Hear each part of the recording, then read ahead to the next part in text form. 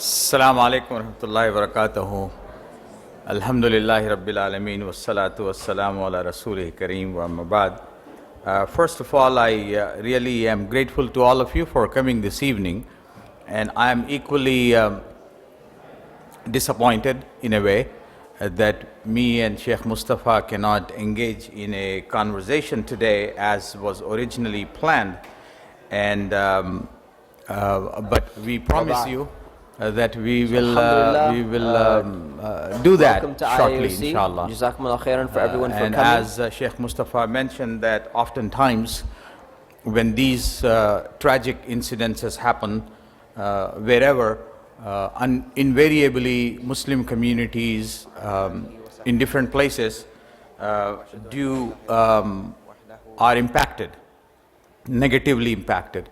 And in this particular instance, I think it is more likely that there will be a negative impact on our communities. Why? Because among the 4 or 5 places where this tragedy happened literally a few hours ago in Paris, in one of the place, in a restaurant where this band was performing, that band happens to be from Southern California, from Palm Springs.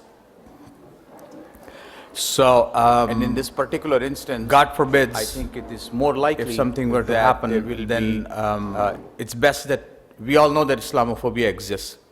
But maybe perhaps we may not necessarily know the details, how it starts and why it happens and what happens, who gets impacted and affected, and what do we do about it. And certainly organizations do their part.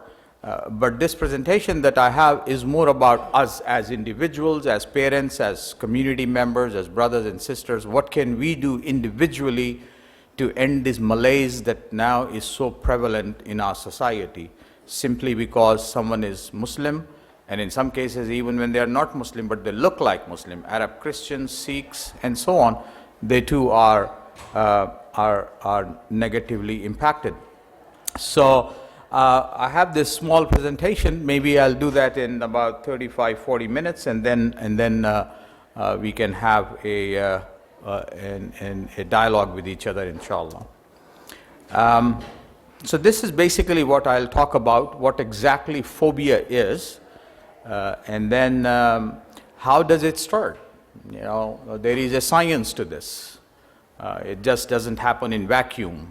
There is a system now that we perpetuate hatred and fear against whatever we like to create hatred against. There is a science against for that. And then who suffers from it? Certainly all of us, Muslims, and also some non-Muslims. And then what can we do to end it? What's our role and responsibility, both as individuals, as community members, as families, and so on. So this is how a textbook would define phobia. Right? It's an anxiety disorder, and this disorder is persistent. It's just not going away for no reason, and it could be either of an object or of a situation in which the person who is suffering, they would commit great lengths to avoid that. And it's disproportionate to the actual danger, if there is a danger to begin with. And that's how a textbook would define phobia. And phobia could be a variety of things, not just, but today we'll talk about Islamophobia. And in our context, Muslims are prejudged because they look like Muslims or they are Muslims. And because they are Muslims, people would hate them, and that hatred is obviously irrational, of their faith, of their culture, of their person, and so on and so forth. And that's the new term. Islamophobia did not exist in the AP language 20 years ago, 25 years ago, but now it does. So how many of you like these type of spiders? Why do you not like it? What do they do? I mean, it's nothing, it's just a little critter. right? It's irrational fear. So those of you who don't like, I love them. I keep them as a pet next to my pillow when I sleep. I'm kidding, I don't, right? But the point is that some people would like it, and actually people do like this. You know, people sleep with their dogs and cats. Now, I hate this part. My children love it. I cannot imagine myself on a roller coaster, and I know nothing is going to happen. You're laughing, right? You love roller coasters? Yeah? A lot of young people go to Six Flags, right? I can't stand Six Flags. I'm afraid, and I know nothing is going to happen.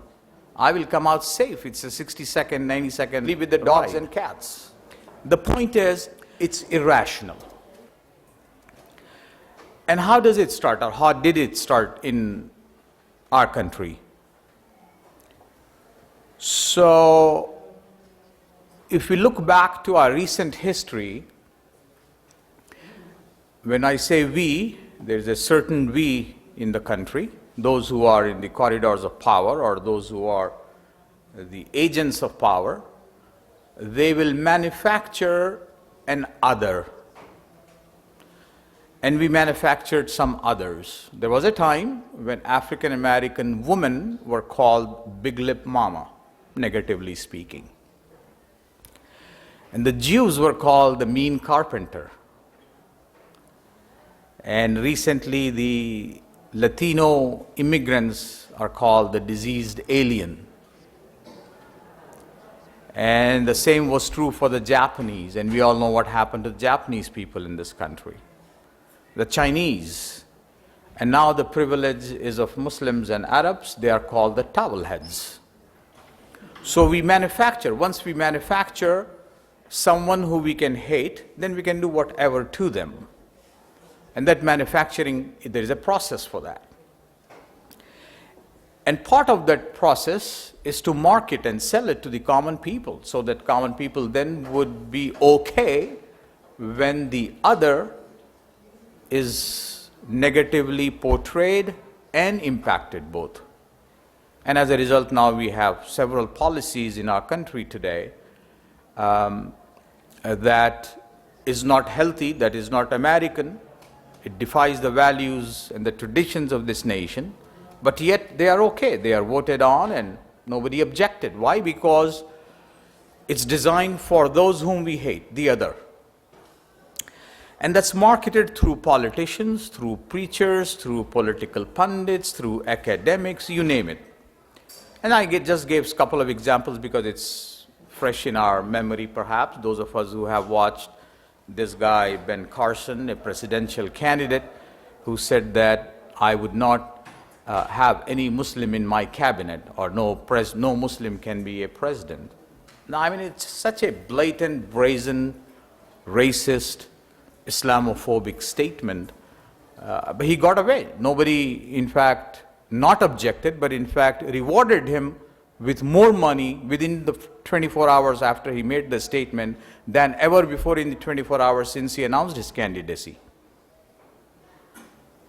So it's fascinating to see how people can be conditioned to hate someone or to love someone. And the same is true with a preacher, Billy Graham's son, Franklin Graham, said Islam is wicked and evil. A blanket statement against 1.5 billion people and a almost 1,500-year-old religion. And there's another character, Mike Huckabee, referring to all of us as uncocked animals. I mean, this is height of courage of someone in this country to stand up and say these things and get away with it. And then, of course, when this is marketed, it has to be sold to people. It has to be sold to the population at large. And who would do that? You know, you have research outfits, you have think tanks, you have media institutions, you have academic institutions, and so on and so forth. And all of them play a role. And now, in this instance, you and I are the target or the victim. And nobody is going to make people less afraid of Islam and Muslims, but you and I. So I can talk and preach all day long, all night long about Islam is great, Islam is best, Muslims are the best citizens, Muslims are the best people of faith, and so on and so forth. It's not going to make an iota of difference in the mind of those who are inherently afraid of you as a Muslim and you as a person of Islamic tradition. Alhamdulillah, it is my and welcome my to exclusive IOC. responsibility. Jazakumullah khairan for everyone I will for be coming. held accountable. What did I do? And I wish that today I can, to some extent, if I can change one heart today, to recognize our individual and collective responsibility to undo the damage that's being done by those who hate us and our faith and tradition. Because what we do and do not do would have a direct relationship and impact on our children and grandchildren and great-grandchildren. So it is critically important for us, this particular generation, to do way more, disproportionately more than others. Why? Because this phenomenon is still in its infancy. Although it is intense, it is growing extremely rapidly, it is extremely rampant and prevalent all over the place, but it can also be stopped. It can be stopped only if and when you and I stand up and do our part. So when that happens, when this is manufactured, the other is manufactured, the hatred is complete, then some people will be victimized. And we all know different examples, and there are many examples, and I just picked up a couple, and I don't know if someone can turn or dim the lights. There are some video clips that you might enjoy, although you may have heard of or seen this before.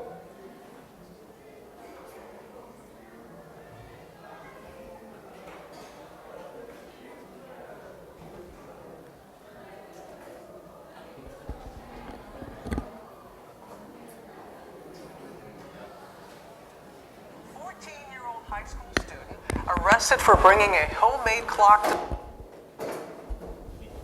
I think your internet connection, where is Sheikh Mustafa? Pardon me? School. His teacher thought the device was a bomb. The backlash to his arrest was swift online. The hashtag #IStandWithAhmed quickly becoming a top trend, with responses from Silicon Valley to the White House. Ahmed Mohammed is going to join us in just a moment. First, ABC's Ryan Owens has his story. Here it is. This high school freshman loves to tinker with all things electronic, but his latest invention got the 14-year-old hauled in handcuffs to the police station in Irving, Texas. Take a look at his homemade digital clock, a maze of wires and circuit boards inside a metal case. He built it at home to impress his teachers, but one of them thought it might be a bomb and alerted authorities. That's a very suspicious device. We live in an age where you can't take things like that to schools. But arresting a 14-year-old? I think this wouldn't even be a question if his name wasn't Ahmed Mohammed. Police say they are not charging Ahmed, but they are standing by their initial response. So are school officials, who suspended him for 3 days. This morning, he's something of a techie superstar. Twitter inviting him to intern, Google asking him to their science fair, Mark Zuckerberg wants him to visit Facebook, and even the President of the United States tweeting him, "Cool clock, Ahmed. Want to bring it to the White House?" Are you going to the White House, my friend? Yes. For Good Morning America, Ryan Owens, ABC News, Irving, Texas. All right, Ryan, thank you very much. And now we're going to talk with Ahmed Mohammed. He joins us outside of his home in Dallas. So good to see you and to get a chance to talk with you, Ahmed. Tell us a little bit about why you decided to design this clock and bring it to school. I brought the clock to impress my teachers, and I guess when I did show it to her, she was kind of scared what she saw. She saw a clock, but in her opinion, it looked like a threat to her, so. When police were brought in, did you think this, what went through your mind when you saw the police and you were handcuffed? It felt really weird getting arrested, because I never thought I'd ever get arrested. And What did you tell the police about your clock? I repeatedly told them it's 8 o'clock. Were you allowed to talk to your parents? What did your parents say to you? One of the officers told me that I am in an interrogation and I can't call my parents during this while they were interrogating me. So, Were you afraid, Ahmed? Were you scared? I was scared at the moment, but now I feel really happy that I'm getting all this support from all over the world. And the support isn't just for me, but it's for everyone who's been through this. That will fight for you if you can't stand it for yourself. And that is what you're doing, young man. And just tell us a little bit about the support. I mean, the President of the United States, Facebook, Google, MIT. Who were you most excited to hear from? MIT. Is that a dream of yours? Yeah, I dreamed of going there. But the White House, that's not too bad. I mean, a personal invitation from the President of the United States, and I heard that you said you're going to take him up on the offer and go to the White House? Yes, I will accept his offer and I will hope to see him soon. And will you bring the clock with you? The clock is still in custody with the police. Do you want it back? I want it back with my humility. Because you have been suspended from the school. What are your future plans, Ahmed? That clock was part of my future plan. Your future plans, do they also include being on a little show called Shark Tank? You said you've been watching it since you were a child, as you put it. I wanted to be here at the age of 14, and I guess now I have a chance to be on there. Do you have something with you? Can we see it? It's the motherboard of the entire media player. Have you always been fascinated with things like that and doing things like that, Ahmed? This isn't my first invention, and it won't be my last invention. Something tells me we have not heard the last from Ahmed Mohammed. You're a bright young man with a bright future. Thank you very much for joining us, and we wish you all the very best. You take. So this is simply to show that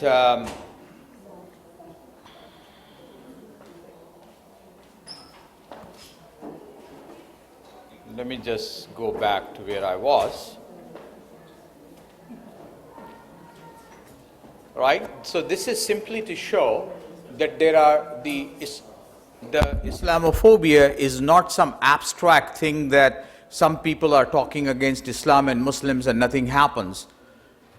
Real things happen. People's lives are impacted negatively. People's lives are destroyed. In some cases, people get hurt. In some cases, people get killed. And that's why it is so important for us to recognize the danger of this prejudice and hatred against Muslims and Islam, and our responsibility to undo it. Now there are a few other examples. I wouldn't go. So in New York, a person rides a cab, sits in the back and asks, "What's your name?" And the person says, "My name is Ahmed," and there goes a fist. Hurts him, breaks his nose, and so on. And of course, we all remember the last year massacre, I believe in February or so, in Chapel Hill, where these two young ladies and a young man were shot like an assassin style, supposedly for parking dispute. 3 lives were literally lost. Young people born and brought up in this nation, proud Americans, proud Muslims, most contributive people to the society, whose lives are taken away just like that. So Islamophobia is not some abstract thing. It impacts people, it takes lives, and it hurts. And the hatred blinds. Remember when I showed first, phobia is irrational fear. There is no basis for it. It's not intelligent. Right? And because it is unintelligent, people who are embedded with that hatred would react to people, those whom they hate, and also those who look like the people they hate. They are not even Muslims. The poor Sikh people in Milwaukee, Wisconsin, they are in a temple praying, worshiping, enjoying communal life. A racist person walks in and shoots them and kills them. That's irrational, unintelligent. The extent of hatred is such that, as the adage goes, hatred is blind. You can't actually see who you are hating. So today, mosques, Muslims, student groups, grocery shops, restaurants, bookshops, you name it, all are impacted in one way or the other. Now, what happens to the non-Muslim general population, our fellow citizens? This is what happens. Although this is a 5-year-old poll that was taken, survey taken by the Public Religion Research Institute, 43% of American non-Muslim people are fellow citizens. They admit to feel at least a little prejudice toward Muslims. And this is more than twice the number who say the same about Christians, Jews, and Buddhists. So in other words, other people are also hated, but much less than Muslims are hated. So every fourth person we interact, think about it now, at your workplace, in your neighborhood, in your schools, in your businesses, and so on and so forth. Now, I don't want you to go tomorrow and see every fourth person, he hates me, not necessarily, but that's a phenomenon that does exist in our country. 53% say their opinion of Islam is either not too favorable or not favorable at all. So remaining 47% may have some favorable opinion, I don't know. But 53%, more than half of them, simply do not have any favorable opinion toward our religion, and by extension toward us as people of that religion. 45% of Americans believe that Islamic values are at complete odds with the American way of life. Right? So when you look at this, what do we get? What we get out of this is an overwhelming majority of our fellow citizens who we live with, work with, do business with, go to school, and so on and so forth, really do not know us. They don't. Otherwise they wouldn't hate. Otherwise these numbers wouldn't show up here. They are conditioned to a point to hate Muslims in this fashion. And therefore, our job is to undo this. And we can. And now this is individual numbers that I shared for Muslims and non-Muslims both. But now there are certain trends. And this is looking from a 40,000 feet up above the sky. What are the trends that are prevalent now in the society in general, right? So hate crimes, we know the hate crimes happens throughout all over the place, masajid, shops, schools, and so on. And the report says, this is Fear Incorporated, produced by ACLU, that they are greater than immediately after the 9/11 tragedy, almost 15 years ago. Now keep in mind that in these 15 years, Muslims have gone above and beyond what they have done in the last 20 years in the context of outreach to the other faith communities and social justice groups, civil rights groups, government agencies, and so on and so forth. Despite of that, the negativity toward Muslims and Islam today is much greater than immediately after 9/11. Vandalism of masajid, different places throughout the country. CARE reports 138 incidences last year that's recorded. Many of them probably went unrecorded because we did not really documented them. Surveillance of Muslims and masajid and scholars and imams and MSAs and hookah bars and God knows what else. And the National Security Agency to the local law enforcement agencies. On Muslims, blanket employment discriminations. We are only 2% of the population but account for 25% of the total number of discrimination complaints against employers. Somebody asks for excuse for Jummah Salat or Dhuhr Salat or Eid holiday and so on and so forth. Blatant discrimination against Muslims. Harassment and bullying in schools. Young people know that better than I do or we do. Right, so these are some very concerning trends, or should be of great concern to all of us as parents and responsible members of the community and society. Now, having said this, this last 9/11 weekend, Friday, Saturday, Sunday, 10, 11, 12, I believe, a small unknown group announced that we are going to do a nationwide protest against mosques throughout the country by doing this and that and placarding and boycotting and protesting and picketing and so on and so forth. And they probably did like 5 masajid throughout the country. But guess what happens? I mean, while we lament the fact that a large number of people don't like Muslims, we must be honest in acknowledging that also there is a large number of people who stand with Muslims in spite of. So that this year's weekend, when this protest was announced, many masajid throughout the country, non-Muslim people of all faiths and traditions, including atheists and agnostics, walk into the masajid and stand in solidarity with Muslims. And the national coverage, some of these headlines, sorry Islamophobes, because your plan did not really went through. Damper on armed anti-Muslim rallies. Came angry, left happy. And this is a very powerful story that you all can Google and look at. A white lady in Houston, Texas, came extremely angry, the only protester against the masjid. You got to applaud her courage. In a matter of half an hour, some Muslim sisters goes and talk to this lady, and ultimately she hugs and comes into the masjid. And may Allah bless that sister who had the courage to go out and reach out to this lady who had this blind hate against Muslims. So there is hope. There are good people in the nation. It's not that everyone is bad. There are a lot of good people. It's only if we reach out to them.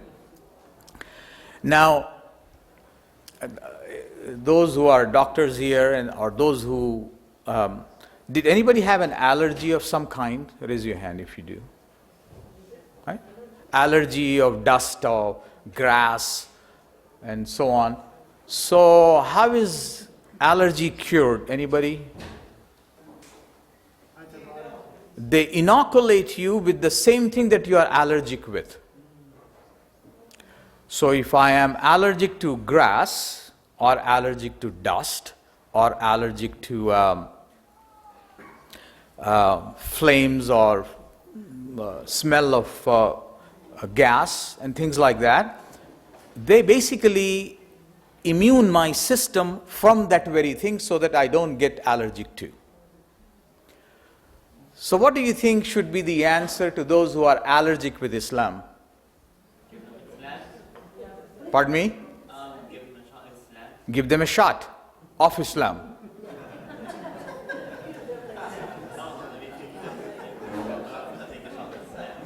Right? So the more you would inoculate people with that they are afraid of or they are allergic to, chances are that they'll feel better afterwards. They wouldn't be allergic to Islam and Muslims. And this is real, right? This is science. Now how do we go about and do this? Right? So we know the Quranic injunction, which is very, very clear for all of us. لَتَعَارَفُوا. Know one another. How can I possibly live in a apartment complex or a subdivision neighborhood and have a non-Muslim 68-year-old lady with a wheelchair or a walker, and I am minding my business and never caring to even go and ask that lady, is there anything I can do for you? How can I do that? As a Muslim, I cannot entertain that idea in my head. And then this political machinery has created that there is us, whatever that us looks like or called, and then they are them, and that happens to be you and I. So next time somebody asks me them, I want to ask them, who is the them and who is this us? We all are members of this society that we need to work together collaboratively for the common and the greater good. And indeed, there is no other. Now, I'll give you some examples. This may be the most time-consuming but these are real stories. Story number one of a librarian in a small village, literally a village of less than 10,000 population in a city or village called Hilliard in the state of Ohio, where I went about 15 years ago. And I met this wonderful lady, a librarian.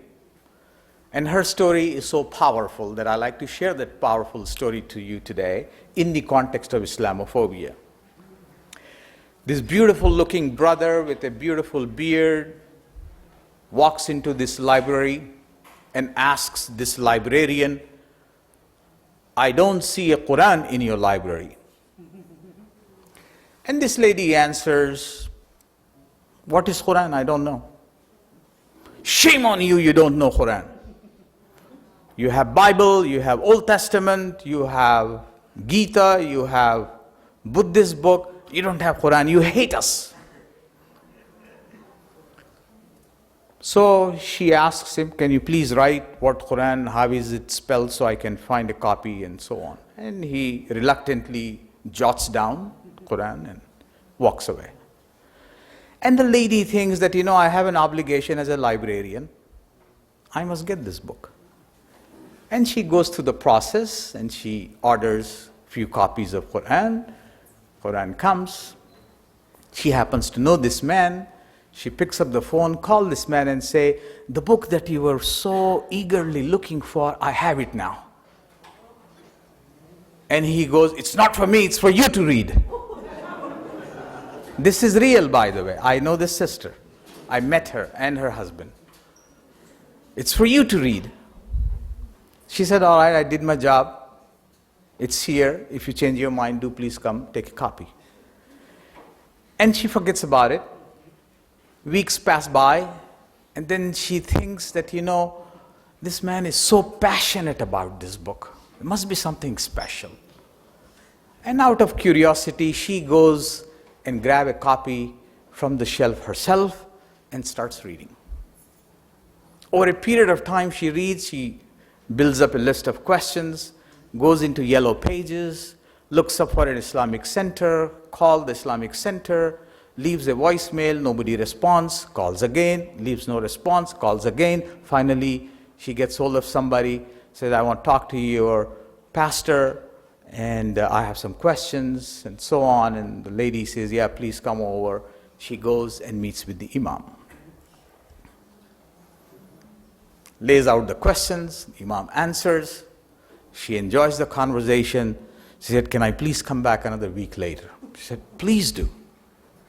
And she goes back a week later, said, "You have answered all my questions. I have studied as best as I could, and I am very inclined to now enter into this religion." And the imam says, "Are you sure about it?"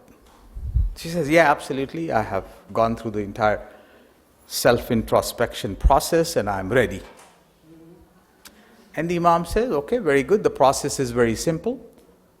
I say the shahada, we all know, it happens in masajid every Friday, some masjid." And imam says, "Yes." And he thought that it's a good idea to call people in the masjid who are there. So I think he goes on speaker and microphone and calls the people, and people come. In the audience, guess who is there? That's right. The same gentleman who scolded this lady for not having Quran came and witnessed the shahada of this lady. And you know what business was that brother in? He had liquor shops.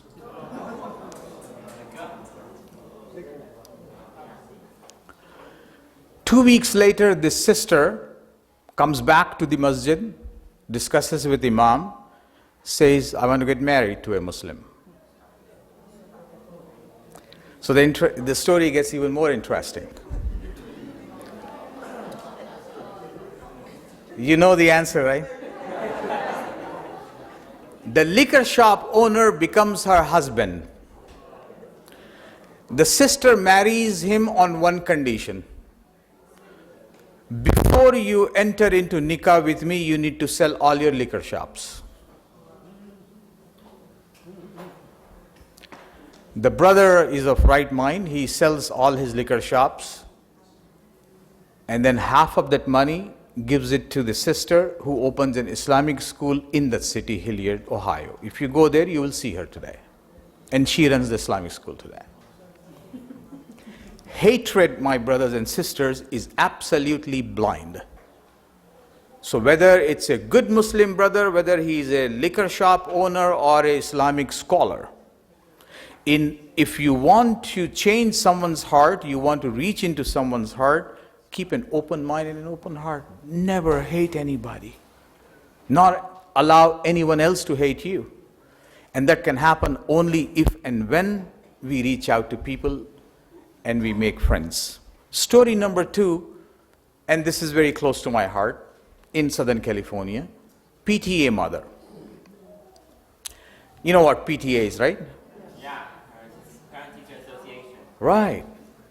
So this mother happens to be an immigrant who doesn't speak English.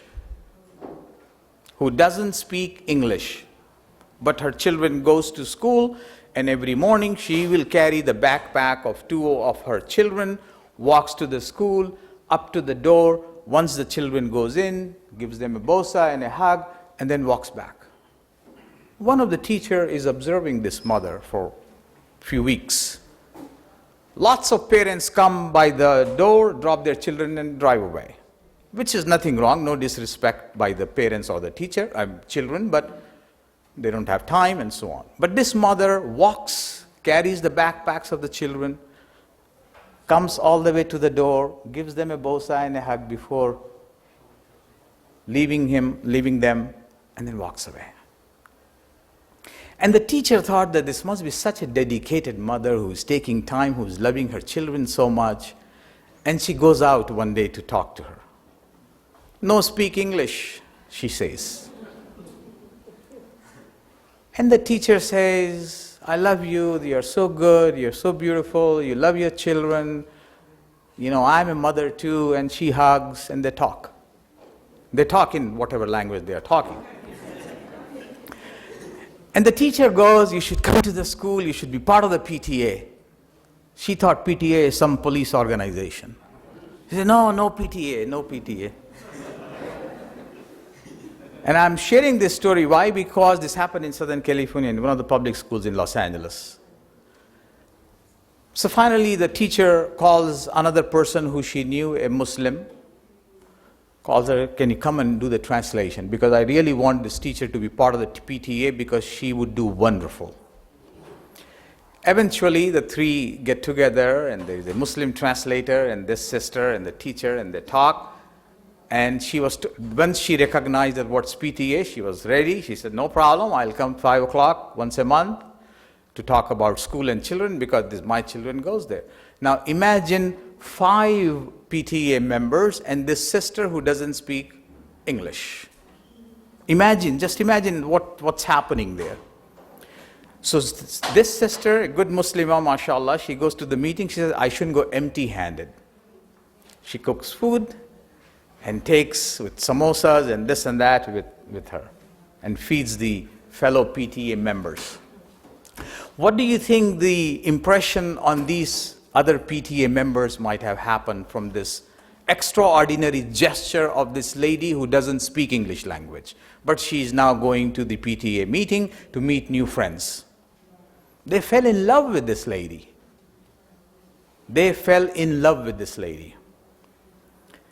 And long story short, of the 5 people in the PTA, 2 of them started coming to mosque to know more about Islam and Muslims. Because they asked her, who are you? You're one crazy lady. You bring food to us. You don't speak English, but you love us so much, and so on. She said, this is because this is what I do. This is who I am. I'm Muslim. You see, completely dynamic. No lecture, no sheikh, no maulana, no Sufi can alter the heart of anybody except this simple, thoughtful, meaningful, selfless action of this non-English speaking lady. So we have neighbors. How many of us live around non-Muslims? Raise your hand. right? Stupid question, all of us. Now, if I were, don't give me the answer now, and don't raise your hand. If I were to ask you, give me names of two neighbors who lives next to you, literally next door, 5 feet away, the non-Muslim person who lives next door, don't give me this answer and don't raise your hand because you know the answer, I know the answer. You don't know, right? Most of us don't know the name of the neighbor who lives. What did Prophet ﷺ tell us? 40. Now ask myself, what responsibility do I have? How in the world can I possibly change the hearts and minds of people who hate me if I don't even know their name, nor they even know my name? How? So practice the little that we do know, we do believe in, rather than pamphleting about Islam, which is okay. I mean, I have nothing wrong in that either. But our practice would make a much bigger, more powerful impact and message than any pamphlet or any material that you would pass on in whatever million of numbers and thousands that we will do. Now, some people would say, if I were to tell my neighbor, Merry Christmas, it is haram and you are outside of the circle of Islam. Some people would say, and I respect their opinion, I vehemently disagree with that. Conversely, let's say if a non-Muslim comes to you and say, Eid Mubarak, would he or she be out of their faith and tradition? Perhaps not, right? Is it okay then for us to reach out simply on these holy days to say, congratulations. If you don't want to use Christmas, you don't want to use Mary, it's all right. How beautiful would that be on the day of Christmas, a day before, a day later, you send baklava to them, or you send laddu to them, or whatever else that we can possibly send to them. But don't expect them to be sending you baklava on the day of Eid, because what did you do? Now, some of us, and this may be applicable to men, right? So, when we are talking to John Doe, we want to talk about Prophet Muhammad and Tawheed and Zakat and all good. But that guy doesn't want to talk any of that. He just wants to know you if you want to hang out with him. It's not a bad idea to talk about how badly Lakers are performing these days. Or which NFL team is going to come to Los Angeles. Anybody knows? There are 3 teams in discussion. Rams is one, yeah. So the point is that we can have discussions with people other than religion. And I will tell you this factual story. We all know Sharif Baka, right? The retired now Sharif Baka. And in my work, I used to occasionally meet with him and have conversations with him. And in one particular instance, he said something very helpful.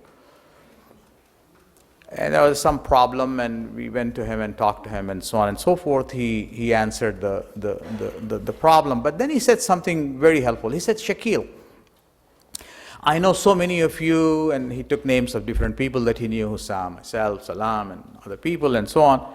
But he said, you know what? I don't know you guys at all other than these discussions. What movies do you actually go to, or do you like any basketball or any games? Do you have a life outside of this, in other words?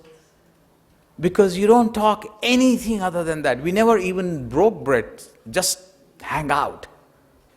We never did. So I asked him, why do you ask this question? He said, well, if you want to build relationships with people, that's what you got to do occasionally, not necessarily always. Right? We don't do that. So it's not a bad idea to talk about movies or NBA or NFL or books I am reading or books they are reading and so on and so forth. These are conversations that leads to lots of other wonderful good things. I have a friend of mine who lives in Beverly Hills, in the foothills of Beverly Hills. Very good man, a man of faith, and a successful man in his business. That's why I guess he lives in Beverly Hills. Very nice man. But you know, he said something to me that made me question about his person, and I asked him. His name is Paul. So I asked him one day, I said, Paul, where do I live? I said, I live in Culver City, south of Wilshire. You know what his answer was? He said, dang, I never went south of Wilshire. You know what does it mean? It is a very loaded, racist, xenophobic statement. Because south of Wilshire Boulevard, those of you who know, it runs east-west. So north of Wilshire is Beverly Hills, Bel Air, and Valley area, and south of Wilshire is Los Angeles. So south of Wilshire, he said, I never went. I lived in LA all my life. Because his world is north of Wilshire. Now imagine that, isolation to a point where he doesn't know what happens in Los Angeles. He's a good man. He's a man of character, a man of integrity, and so on and so forth. Many of us, I believe, we don't know what exactly is in the city in which we live and what happens. Whether it's Anaheim or Garden Grove or Culver City or Fullerton or whatever. Politically speaking, economically speaking, socially speaking, religiously speaking, we just don't know. Because our life revolves around 2-3 things: masjid, work, and home. That's it. We cannot combat Islamophobia if we live in that mindset. Now I have some very good friends, Muslim friends, who I work with and I struggle with on a day-to-day basis in trenches, and we have lots of common non-Muslim friends, right? And these are common non-Muslim friends are those in whose hands I, as a Muslim, will let my life be in their hands anytime. Why? Because they are extremely principled people who fought for Muslims and Islam in this country and have done so forever. Better than many Muslims. So some of my friends say, we go out for dinner. I said, we don't want to go out for dinner with John. So one day I asked this very dear brother of mine, who lives in Orange County, why? He said, well, if I go to dinner with him, he'll be drinking and it's haram for me to sit on the table. He's not asking you to drink. He's not asking you to pay for his drink. He happens to be drinking. Now, there is an ethical question maybe we can wonder whether it's okay to go on a regular basis to bars and clubs or in a restaurant or whatever. But I question if a person who I am entrusting my life to because of their integrity, because of their expertise in certain area of work and so on and so forth, but I'm unwilling to break bread. Conversely, these opportunities can in fact be a dawah opportunity. More often than not, my personal experience has been, I went with John, he drinks and I does not, and I take that opportunity to explain to him why I don't drink. And believe me, in subsequent times, he would make sure that he would not drink when you are there, out of respect for you. Now, if I boycott him to begin with, simply because he is and I am not, self-righteousness, presumptuousness, that I am holier than thou, then how can I possibly help that person know and learn more about me as a person and me as a person of Islamic faith? And I hope and pray that these few ideas have triggered some thinking in your mind that Islamophobia is a real thing. It impacts the lives of people, men and women and children, and it is our responsibility. It is not the responsibility only of your masjid or an organization, but each one of us individually and collectively are responsible to undo the damage that's being done to our faith and our tradition. Jazakumullah khairan. Assalamu alaikum wa rahmatullah.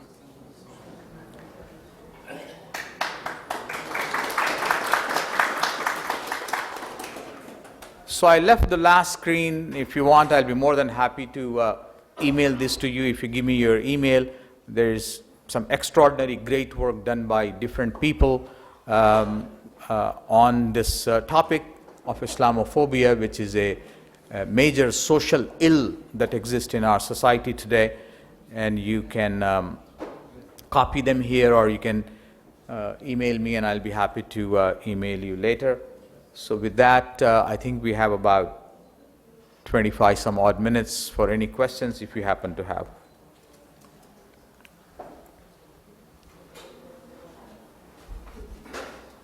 Well, if there are no questions, that's okay too.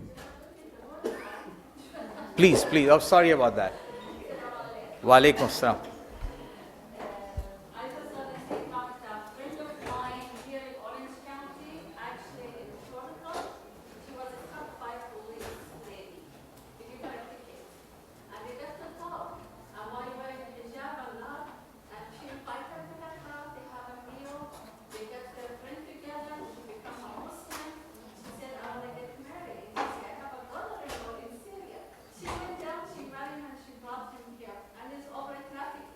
Oh.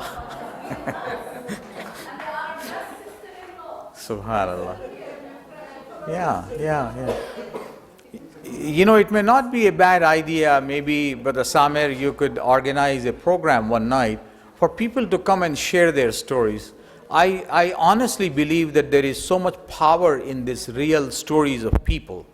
Each one of us carry lots of stories.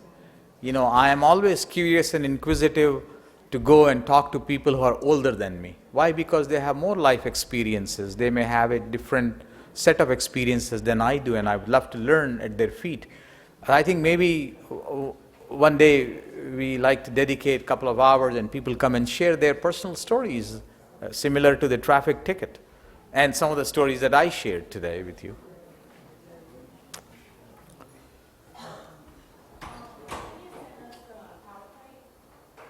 How? Oh, you want a copy of this? How do you want to get? Okay. So, yeah, you can email me, or actually, you know what, since you don't have to email me, Sheikh Mustafa has a copy of this, so you can get it from him. Yeah, you just give him your email address and he'll be happy to send it to you, inshallah. Brother Ahmad, and then uncle in the back. What do you think about this idea of some people will say, well, you know, we're kind of like these moderate Muslims, and then there are these other extremist Muslims, so they're bad Muslims over there, but we're kind of the good Muslims. There's some of that going on. What do you think about it? Sure. So, Brother Ahmad is asking that there is a phenomenon in the society where there are some good, or there are some people, some Muslims who are portrayed or perceived as good Muslims who happens to be in the United States. And then there are some bad Muslims who happens to be outside the United States or even here. I think the simple answer, if somebody were to ask me that, the simple answer would be there are no bad Christians and good Christians, bad Jews and good Jews. There are Jews who happen to be some good and some bad, and there are some Muslims who happen to be some good and some bad. That would be my answer, rather than saying that there is a category of bad Muslims and then there is a category of good Muslims and then there is a category in between who are good sometimes and bad sometimes. But there is a deliberate attempt. I agree with you that there is a deliberate attempt, and we must not buy into that idea. Because sometimes we got a chip on our shoulder that we begin to believe, because America as a nation has a chip on its shoulder, what it's popularly known as the American exceptionalism. As a result, that chip on the shoulder is now on everyone's chip on the shoulder.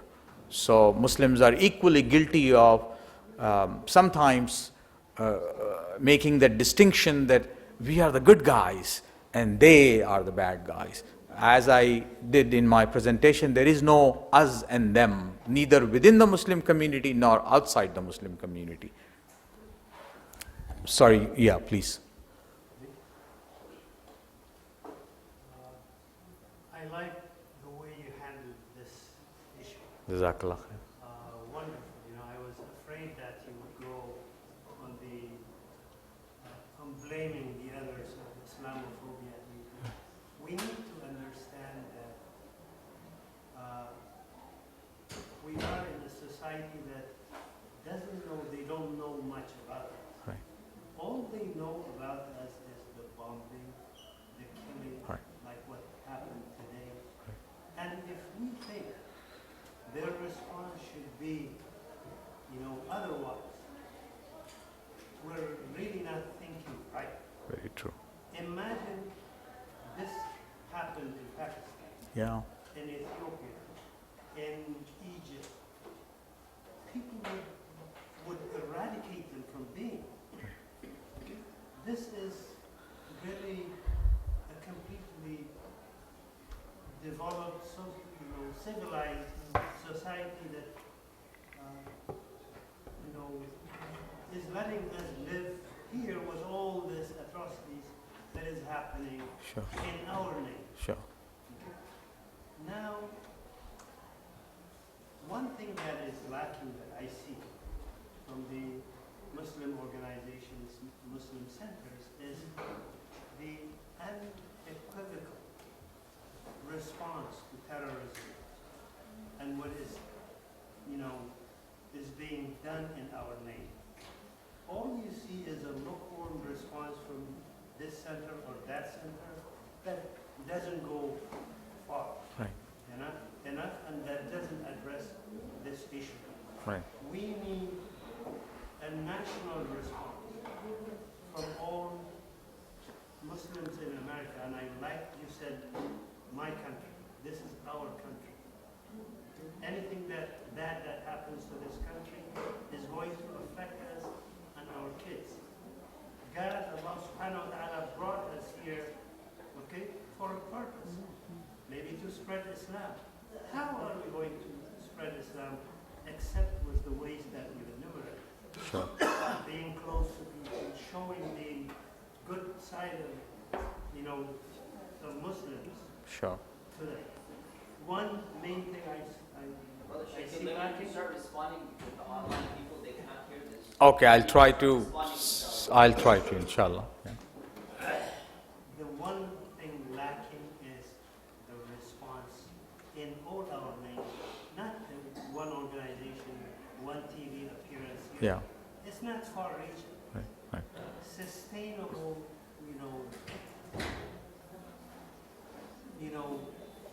response from an institution Sure. that everybody is going to know Sure. that this organization has a stand Sure. and it represents all Muslims. Sure. So the brother's question is to have a sustained and collective response on the ills and vices that exist in our community. So the answer is, yeah, I mean, there is a significant amount of response.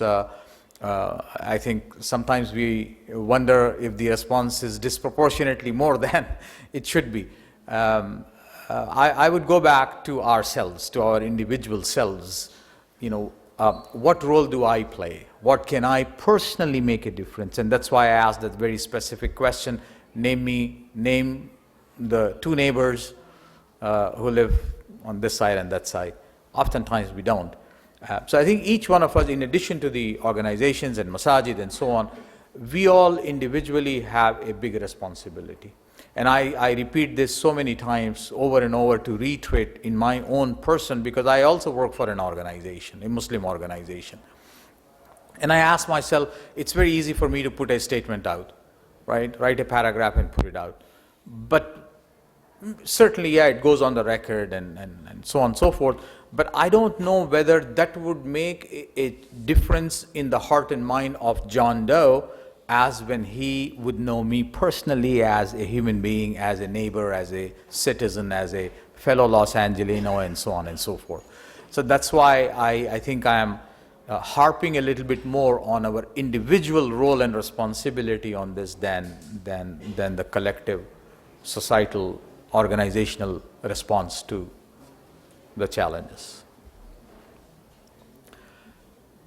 Good. If there are no more, then I think we can end early and go home, inshallah. But in closing, I'd like us to do this. We are conditioned. We are conditioned to live in almost a near automated fashion. What do I mean by that? I mean by that is you would not plan what would you do tomorrow. Your plan is pretty much normal. You will get up at Fajr, those of us who get up at Fajr, and some don't probably, or pray late. And then we take shower, we have breakfast, we go to work, we come back, then we check in with the family, we have dinner, maybe we watch a little bit of television, make some phone calls, and we go to bed.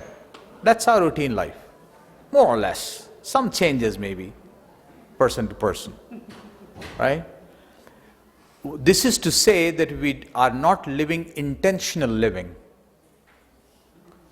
That at the end of the day, I want to examine myself and ask myself some very critical questions. What did I do for someone else? Did I make a difference in someone's life? Including, of course, my family and friends and relatives and so on, and others.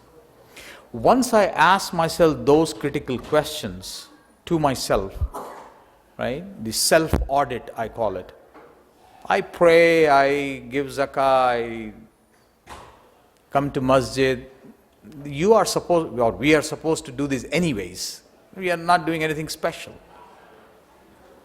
Unless and until I step outside my comfort zone and do something different that is out of my comfort zone, out of my routine, I'm not doing anything special. And this country or this nation is super expert in conditioning your mind to live an unintentional life. Right? Let me repeat. The society is structured in such a fashion that it conditions you, it trains you to live an unintentional life. Auto-robotic life. We got to change that. And in order to change that, it cannot happen unless and until we consciously break that cycle. And that breaking that cycle is not easy. But once you taste that, trust me, you're going to love it. And that's your Islamic responsibility, that's your Muslim responsibility, that's your parental responsibility, that's your individual and collective responsibility. If we don't do that, then we aren't really fulfilling our full potential as Muslims, as parents, as human beings, as those who bear a great deal of responsibility today to undo the damage that's being done by design intentionally to Islam and Muslims. I hope and pray that we all will be able to undo that. Jazakumullah khairan. Assalamu alaikum wa rahmatullahi wa barakatuh. One last question. Should we ban guns? Should we ban guns is